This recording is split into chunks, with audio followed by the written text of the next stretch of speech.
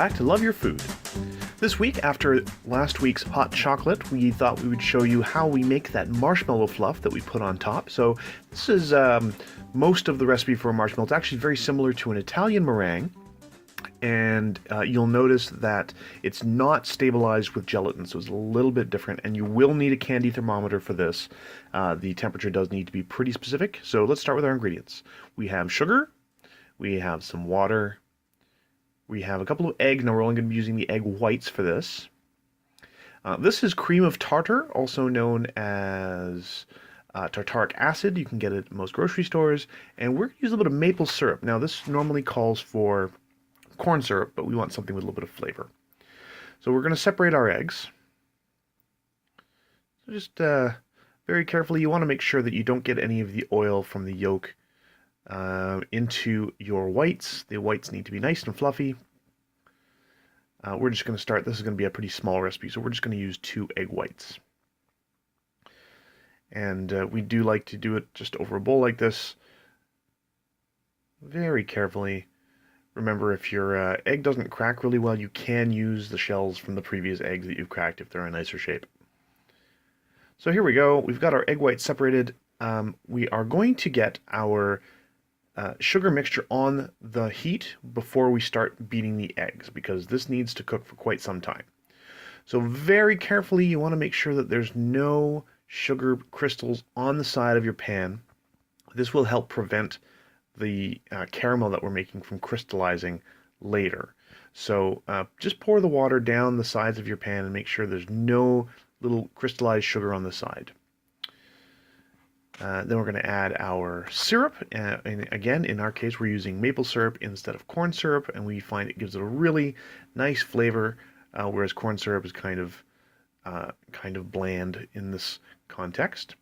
You don't want to use much more than an amber maple syrup for this. Amber is perfect, but the really, really dark ones would probably give it sort of a little overdone flavor. So do stick to an amber at most for this recipe.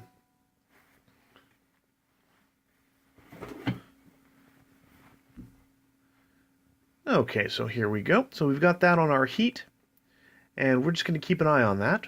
In the meantime, our egg whites are going to go into our KitchenAid here. We're going to beat these to soft peaks. We're going to add the tartaric acid and just get them going. These are going to go to, actually, sorry, I said soft peaks. We're going to get these up to medium peaks. And the reason we're not going to go all the way to hard peaks with these is because we do want to beat it more while we're adding the hot sugar shortly. So, like I said, this is basically the same technique as an Italian meringue. So you can see here the sugar is starting to boil. Most of the water, or actually all of the water, is going to boil out of this by the time this is done. So here we go. We have our egg whites that the camera refuses to focus on. Apologies. We have our egg whites. That's about medium peaks. That's just about right. That's about where we wanted it. And we're just going to let that sit for now. We've got that. It's stabilized with the tartaric acid. It's not going to go anywhere. It's not like whipping cream. It's not going to melt. So we're just going to leave that while we get our sugar up to the temperature. So back to our sugar. We do have our candy thermometer here. And what we're looking for is 240 degrees for this. All of the technique and the recipe and ingredients, of course, are going to be in the description below, as always.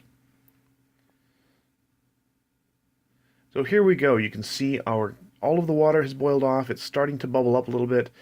It has not crystallized. It is frothy, and it is 240 degrees. And we're just going to very gently start to trickle this in while the eggs are beating. So you can see we're starting the eggs again. And we're just going to add a very thin stream in one side. And this is going to cook the eggs while they're beating to firm peaks. And you're going to notice a couple of changes in your eggs. Number one, they're going to, of course, get much thicker as the hot sugar mixes in. And they're going to get this beautiful silky sheen to them. Right now, it's very, very hot. So you can see a lot of steam rising as it's cooking, but you can also see a little bit of that sheen already forming. Once you've added all of your sugar, we are just going to keep these going until they have basically reached room temperature. Usually in a normal, for this amount, we would normally say that's somewhere around 7 minutes. So after that is done, we're going to turn off our beater. You can see that beautiful silky texture to that. It's very sticky at this point, so I warn you, be careful. It is extremely sticky. You will notice a little bit of sugar still on the side there. That's fine. It's all right if that doesn't quite get all in there.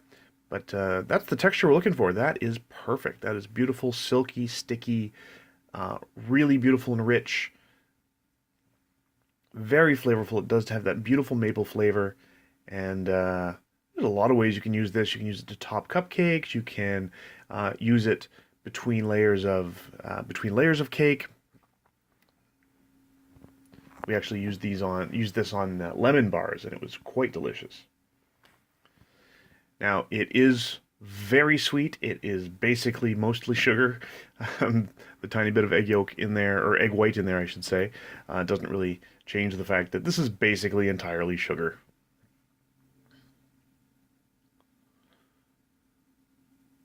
But it is quite delicious, actually. It's got a really great texture. Although it does stick to everything. Yeah, that's exactly the texture we were looking for. And here we go. So we're going to put that carefully onto our hot chocolate that we made last week. Absolutely delicious. You can see it's really holding on to the spoon quite well.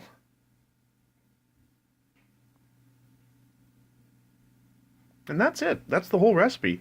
So this is our marshmallow fluff. Absolutely great. You can add it to coffee. We used to do this when Chef Caleb had his restaurant. We used to add this on top of coffee with a French cream inside of it for a nice sort of boozy treat.